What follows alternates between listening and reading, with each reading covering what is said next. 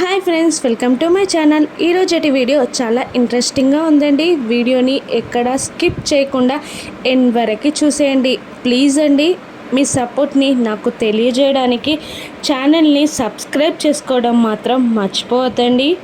Video చూస్తున్నారే కానీ subscribe చేయట్లేదు.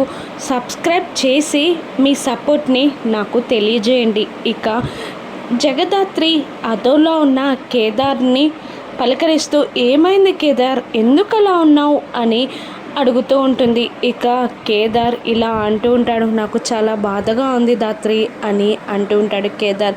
ఎందుకు, ఏమైంది?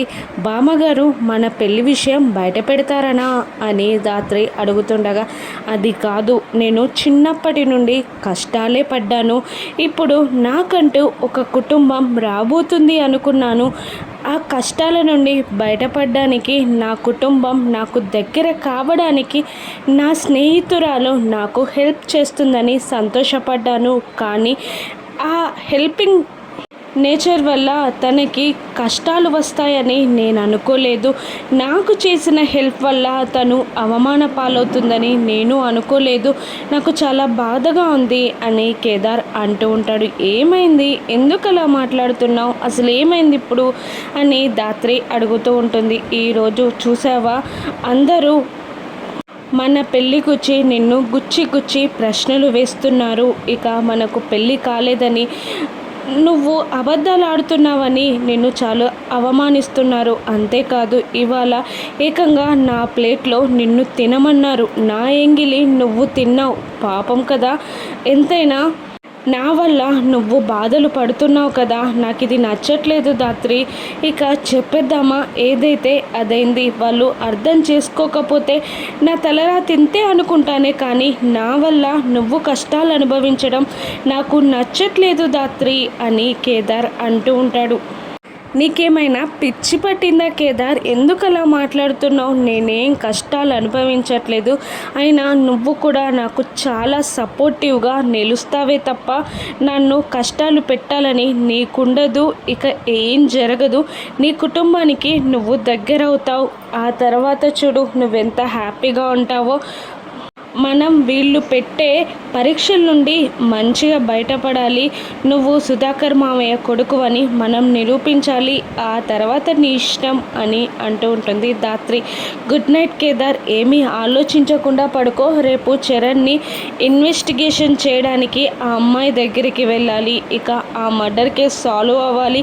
అంతేకాదు నువ్వు సుధాకర్ మామయ్య అన్న ఆధారాలు కూడా తీసుకురావాలి అని దాత్రి అంటూ ఉంటుంది. అలాగే దాత్రి అని అంటూ పడుకుంటారు. ఇక వాళ్ళు పడుకున్నారో లేదో కాచి నిషి ప్లాన్ ప్రకారం వచ్చి మెల్లిగా జగదాత్రి తాళిని కట్ చేస్తుంది. ఇక సంతోషంగా కాచి, రేపు తెలుస్తుందే మీరిద్దరూ భార్యాభర్తలా కాదా అన్న విషయం రేపు తెలిసిపోతుంది అని కాచి సంబరపడుతూ ఇక అక్కడి నుండి వెళ్ళిపోతుంది. ఇక తెల్లవారుతుంది. నిషిక పూజ చేస్తుంది.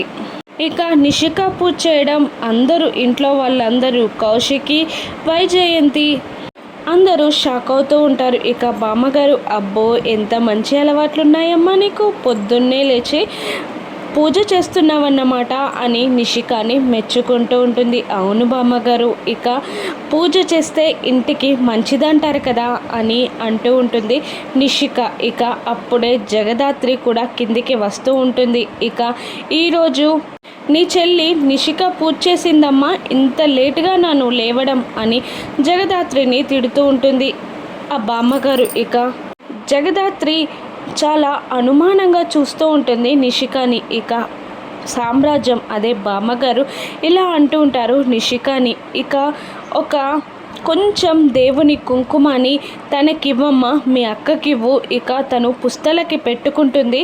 మీరందరూ పెట్టుకున్నారు కదా, ఇప్పుడే తన భర్తకి కూడా మంచి జరగాలి కదా అని సామ్రాజ్యం అంటూ ఉంటుంది. అవును, మేమందరం పెట్టుకున్నాం, నువ్వు కూడా పెట్టుకో జగదాత్రి అని నిషిక అంటూ ఉంటుంది. ఇక జగదాత్రి కూడా హారతి తీసుకొని కళ్ళకత్తుకొని ఇక కుంకుమని తీస్తుంది తన తాలికి పెట్టుకోవడానికి. ఇక కుంకుమని పెట్టుకోబోతూ ఉండగా తన తాళి కనిపించదు. ఇక జగదాత్రి చాలా కంగారు పడుతూ ఉంటుంది.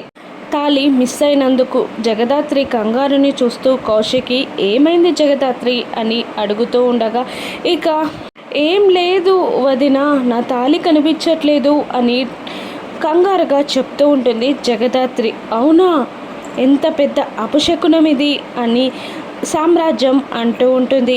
ఇక జగదాత్రి కేదార్లు ఇద్దరు టెన్షన్ పడుతూ ఉంటారు. ఇక వైజయంతి ఏం పర్లేదమ్మా, పెద్దవారు ఉన్నారు కదా, మీరు టెన్షన్ పడకండి, దీనికి ఏదో ఒక పరిహారం ఉంటుంది.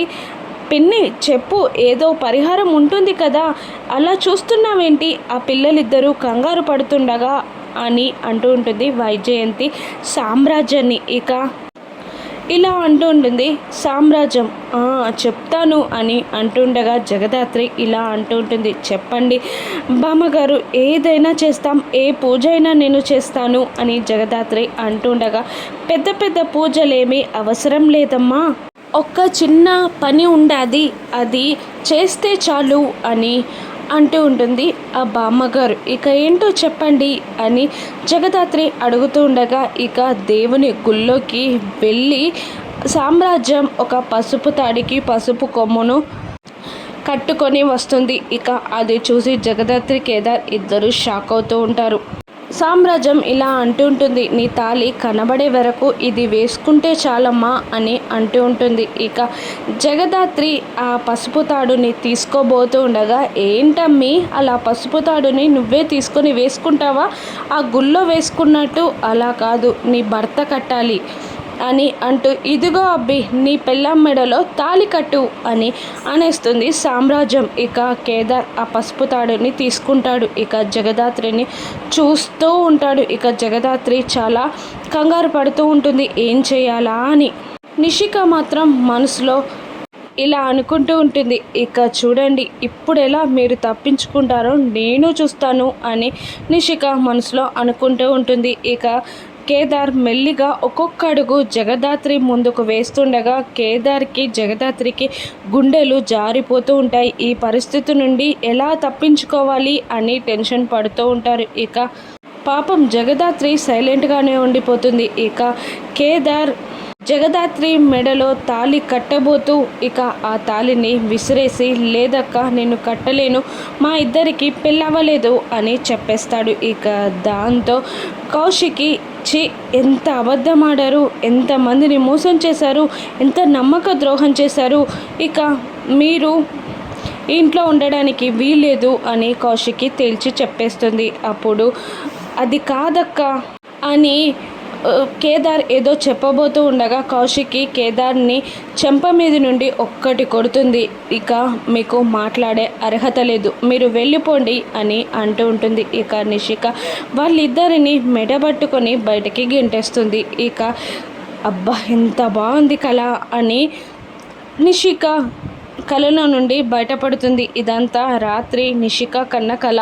ఇక సడన్గా లేచి కూర్చుంటుంది. ఏమైంది అని యువరాజ్ అడుగుతుండగా, ఏం లేదు, ఇలా అంతా చెప్పేస్తూ ఉంటుంది నిషిక. అవునా, ఎంత మంచి ప్లాన్ వేసావు, ఇదంతా రేపు జరుగుతుందిలే, నువ్వు పడుకో అని యువరాజ్ అనగానే, ఇక రేపు జరిగేదే కదా ఇది అని పడుకుంటుంది నిషిక. ఇక తెల్లవారుతుంది.